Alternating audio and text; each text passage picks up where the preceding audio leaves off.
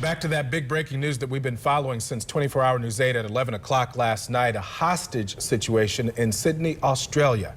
Here's a live look at the hostage situation right now. The gunman took over a cafe in downtown Sydney. This has been going on since 10 o'clock Monday morning local time. Right now it's about 10 o'clock in the evening there. Now 24-hour News 8's Coco McAvoy is in the newsroom right now monitoring the feeds coming in from Sydney this morning, all the latest. Coco, what have you learned?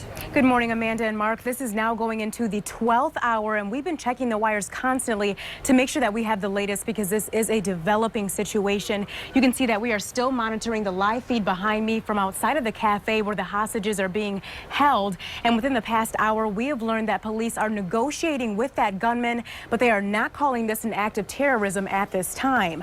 Now we're getting a look at the first photo of who authorities believe is that gunman. Police say the gunman is armed with a pump-action shotgun and entered the Lind Chocolate Cafe in Sydney. People could be seen standing inside the shop with their hands against the glass. A black flag with Islamic writing on it was also seen in the window.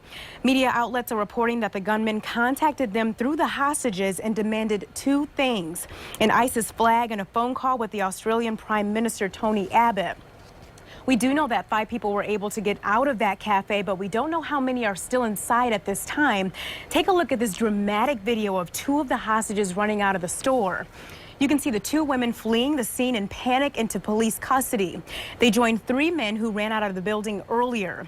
It isn't immediately clear at this time if the hostages were freed or if they escaped. Australia's Prime Minister Tony Abbott praised the police response to this incident and described it as shocking. This is a very disturbing incident.